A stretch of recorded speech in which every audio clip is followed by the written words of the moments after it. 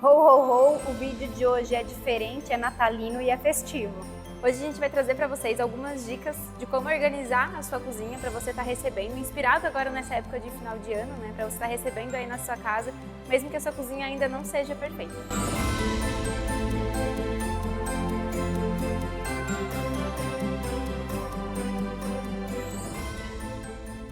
Ó, vamos combinar que ninguém merece abrir as portas de casa, receber, cozinhar e ainda passar trabalho.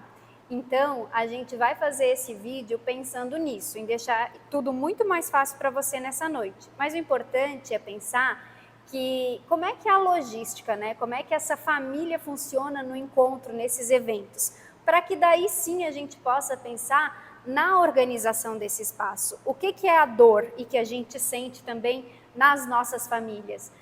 A gente não tem um espaço pensado muitas vezes nessa logística, nessas funções.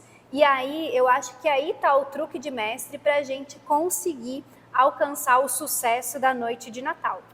E toda família sempre tem aquele que fica na cozinha, tem o que prepara drink, aqueles que só ficam conversando, tem as crianças, quem fica com as crianças. E todas essas funções são importantes de serem levadas em consideração quando a gente está pensando nessa organização do espaço. E o ideal é que ninguém se esbarre, que ninguém atrapalhe, que cada um tenha o seu cantinho pensado para que ninguém atrapalhe ninguém e todo mundo consiga sair feliz e satisfeito da noite. Acho que uma das piores partes é para quem está cozinhando, que ficou responsável pela ceia, que afinal é o momento que todo mundo espera, né? Ou é o dos presentes, não sei, mas eu diria que é a ceia, que é onde vai estar todo mundo reunido em volta da mesa, é um momento de comunhão e eu acho que é isso que é o mais importante. Mas a pessoa que está cozinhando, muitas vezes, se ela é atrapalhada, se alguém atrapalha ela ou ela é atrapalhada como eu, a gente tem que pensar que esse espaço tem que funcionar muito bem. E isso começa ainda antes da festa, é o pré-festa, né? Então, acho que uma das dicas mais valiosas é pensar tudo que não precisa ficar na cozinha, né? Tudo que não for de cocção, a gente coloca para o espaço de fora, entendendo que ali tu pode ter uma bancada onde está a pia, ou até separada por uma bancada americana ou algo assim.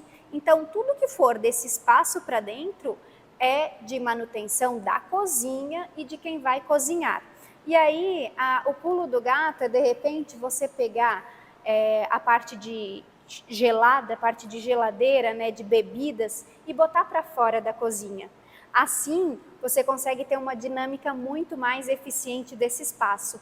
E dentro desse espaço, aí você consegue também tentar setorizar o que é de cocção, né, o que você vai cozinhar, o espaço de preparo e o espaço de higienização, porque é sempre bom ter aquela pessoa que vai mantendo a louça e organizando a louça enquanto você prepara as refeições. Lembrando que depois que você prepara essas refeições, é importante que você tenha o espaço para montar um prato, para apoiar esses pratos que ainda não vão para a mesa.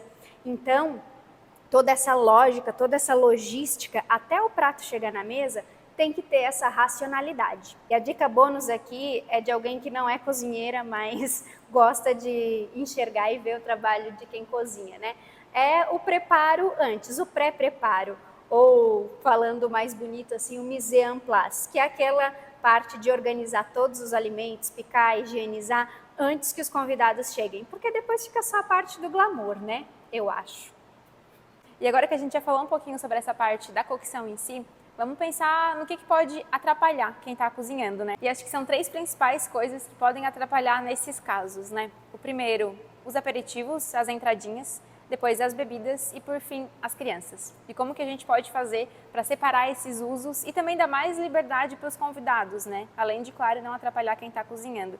Primeiro, trabalhar com bancadas. Se a gente colocar essas entradinhas, esses aperitivos, dispor eles em uma bancada separada da cozinha, já ajuda bastante, porque a gente sempre gosta de beliscar um pouquinho antes da janta ser servida, principalmente porque em festas de final de ano a janta geralmente sai um pouquinho mais tarde do que o normal.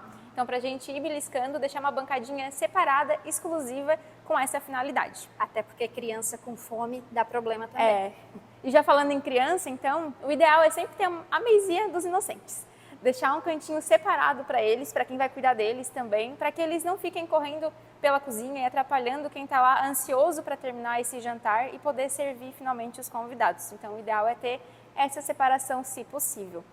Deixa eu até completar que nessa mesinha dá para colocar uns aperitivos para eles ali, para que também você não pense numa bancada super bonita para os convidados e de repente aquelas mãozinhas todas fazem aquela bagunça. Então prepara um pratinho para eles, algo mais lúdico, onde eles fiquem bem entretidos lá.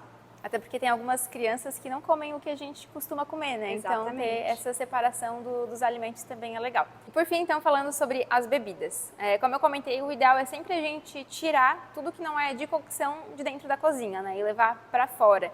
No caso, se tem uma cervejeira e é possível fazer essa mudança de local, ótimo, porque assim a gente consegue separar esses usos como eu comentei antes. Mas se por acaso você não tem uma cervejeira, e até uma boa opção mesmo que você tenha, deixar os drinks mais à mostra, essa parte de bebida mais à mostra, para dar mais liberdade para os convidados, a nossa dica super valiosa aqui é trabalhe com peças soltas, como por exemplo uma champanheira. Ali dentro a gente consegue colocar, dá para fazer também uma composição com um baldezinho térmico, com uma tabuinha para os drinks, aqueles temperinhos, sabe?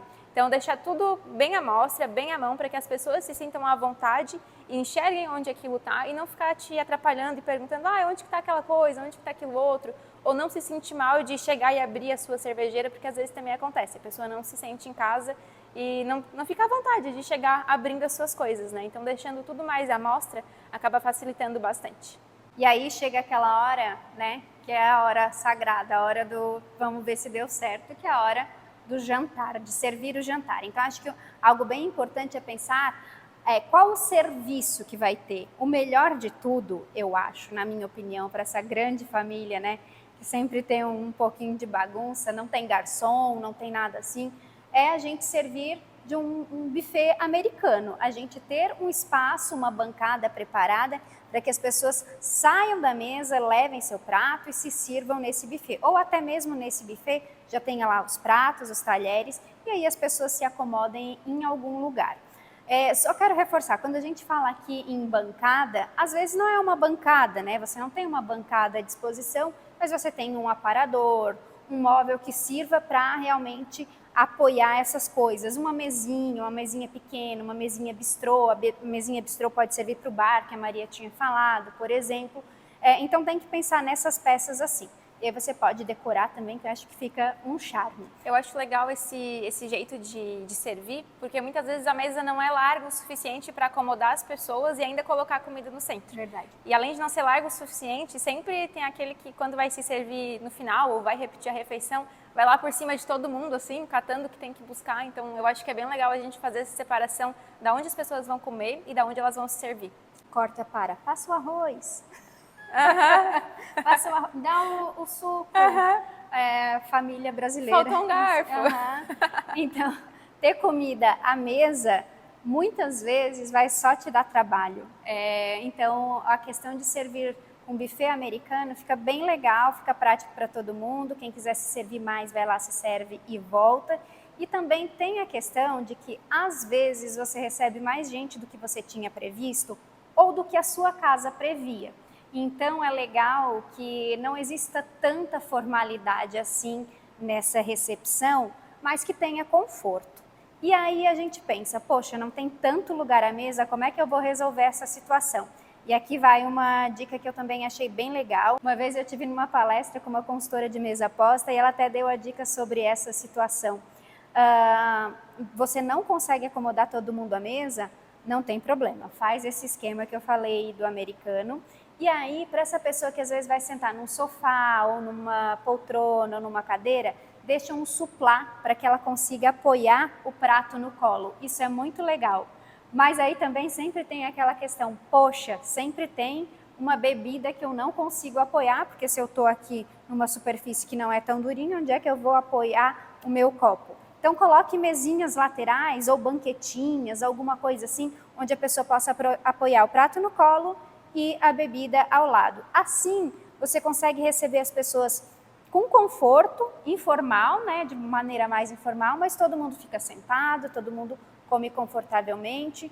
Então, eu acho que são medidas paliativas para quem ainda não tem o espaço do sonho. E uma dica bônus aqui, que é de um espaço que às vezes é um pouco esquecido nesses momentos, mas que acaba também fazendo parte, sendo muito importante, é o lavabo ou banheiro. Pensando também que o convidado vai utilizar esse espaço. Então, o ideal é sempre deixar os itens de necessidade básica à mão, para que ele também não fique te incomodando ou se sinta mal de sair pedindo. Então, sempre deixar já num espaço à vista uma toalhinha extra, papel higiênico, ou às vezes até alguns outros itens mais específicos, como, por exemplo, um fio dental, um absorvente, enfim, coisas que eles podem precisar em alguma situação de emergência e que pode ser que fique um pouco chato de eles terem que ir lá no meio da festa, da ceia, enfim, perguntar, né, onde que está aquilo lá. A gente espera que essas dicas sirvam para que você tenha uma organização para a noite de Natal maravilhosa e que também sirvam para te inspirar para as mudanças que virão aí para o próximo ano, né? Não só para a noite de Natal, mas que isso sirva também para outros encontros, para te animar a receber mais gente e estar cercada das pessoas que você ama. E se esse vídeo te ajudou a implantar aí na sua casa esse ano, ou te deu alguma ideia do que você pode estar fazendo para melhorar, conta pra gente aqui nos comentários que a gente vai adorar saber. Ou se por acaso já executou, posta uma fotinho lá no Instagram e marca a gente que a gente também quer ver. Não deixa de se inscrever aqui no canal, acompanhar a gente nas nossas redes sociais para mais dicas e acompanhar outros projetos também. Curte esse vídeo, compartilha e até o próximo. Feliz Natal! Feliz Natal! Tchau, tchau!